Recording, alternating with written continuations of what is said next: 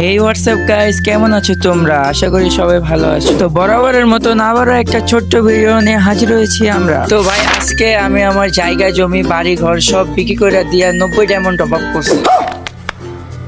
আর এই 90 diamond top up করার একটাই কারণ যে রিসেন্টলি কিছুদিন আগে গেমের ভিতরে পার্পল শেড বান্ডেলটা ব্যাক দিছে, আর আমি এই বান্ডেলটা বের করার জন্যই মূলত 90 ডায়মন্ড টপ আপ করেছি। তো গাইস, আমি কি 90 ডায়মন্ডে বান্ডেলটা বের করতে পারবো? আর যদি 90 ডায়মন্ডে বান্ডেলটা বের করতে পারি তাহলে তোমরা সবাই ভিডিওটাতে লাইক করে। তো ফাইনালি আমি চলে এসেছি বাস খাওয়ার জায়গায়, মানে না বাস না, রিং রয়্যালে চলে এসেছি। রিং রয়্যাল ঠিক বলেছো। আর এখানে মূলত মেইন বিষয়টা যেটা, এটাতে আমি আগে স্পিন করেছিলাম, আর স্পিন করার পরে আমার 245টা টোকেন জমে গেছে। আর 245টা টোকেন জমার পরে আমার আর 500 টোকেন বাকি আছে যে বান্ডেলটা বের করার জন্য। তাই আমি 90 ডায়মন্ড টপ আপ করে চলে আসি বান্ডেলটাকে বের করার জন্য। গাইস, তোমাদের কি মনে হয় আমি 90 ডায়মন্ড স্পিনে কি বান্ডেলটা পাবো, নাকি লাস্টে আমার টোকেন এক্সচেঞ্জ করে বান্ডেলটা নিতে হবে? কমেন্ট করে বলে দাও। তো ফাইনালি আমি 90 ডায়মন্ড স্পিনটা করে দিছি। যে গেরিনা দিয়ে দে, গেরিনা দিয়ে দে, গেরিনা কি দিবে ভাই? দিয়ে দে, দিয়ে দে।